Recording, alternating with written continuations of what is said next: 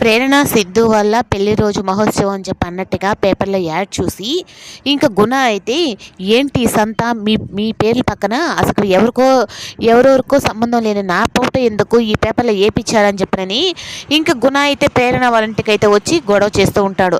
ఇంకా సిద్ధు అలాగే ప్రేరణకైతే చాలా కోపం వచ్చి నువ్వు పేపర్లో ఫోటో చూసి ఇక్కడికి వచ్చి ఇంత గొడవ చేయాల్సిన అవసరం లేదు, నువ్వు దమ్ము ధైర్యం ఉంటే ఆ ఫోటో ఎవరు పంపించారో వాళ్ళని కనిపెట్టి వాళ్ళని అడుగని చెప్పని ఇంకా ప్రేరణ అయితే సిద్ధు గుణకి కరెక్ట్గానే సమాధానం చెప్తుంది.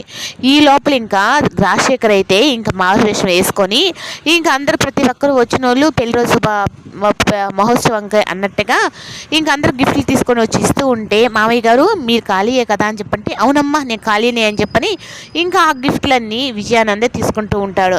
ఇంకా లాస్ట్లో అయితే ఇంక వీళ్ళ మీద గొడవ చేసి వెళ్తూ ఉంటే ఇంకా రాజశేఖర్ అయితే గుణాకి తగులుతాడు.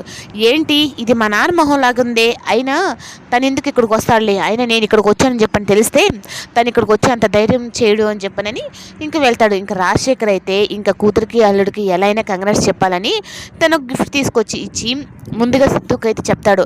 ఇంకా ప్రేరణకు కూడా కంగ్రాట్స్ అమ్మా అని చెప్పబోయే సమయానికి ఇంకా ప్రేరణ అయితే రాజశేఖర్ చేతి స్పర్శను అయితే గుర్తుపట్టేస్తుంది. ఏంటిది మా నాన్న చేతిలాగా నాకు అనిపిస్తుంది, అయినా తను ఎందుకు ఇక్కడికి వస్తాడు అని చెప్పి అనుకుంటూ ఉంటే ప్రేరణని చాలా ప్రేమతో తన కళ్ళు చూస్తూ ఉంటాయి. కానీ ప్రేరణ కూడా అయితే ఇది మా నాన్న చెయ్యి, 100% మా నాన్న చెయ్యి అని చెప్పి అనుకుంటూ ఉంటే ఏంది సెకండ్ ఇవ్వగానే ప్రేరణ ఇలా అయిపోయింది, ఏమన్నా అంకుల్ అని చెప్పని అనుకుంటుందా ఏంటి అని చెప్పనని ఉంటే ఇదంతా చూస్తూ మంజుల అయితే చాలా కోపంతో ఉంటుంది. పెళ్ళి ఏంటి అసలు ఏంది సిద్ధు ఇదంతా అని చెప్పనంటే దాంట్లో మా ఇద్దరు తప్పేం లేదు కదమ్మా, ఇది ఎవరో చేశారు, ఆ దానికి ఇప్పుడు వాళ్ళు ఎవరో కనిపెట్టి వాళ్ళ గురించి మాట్లాడతానులే అని చెప్పని అనేటప్పటికి ఇప్పుడు మన పరువు ఎంత పోతుందో తెలుసా నీకు అంటే దీంట్లో పరువే ఉంది, పెళ్ళయింది, రిసెప్షన్ పెడితే సరిపోతుంది.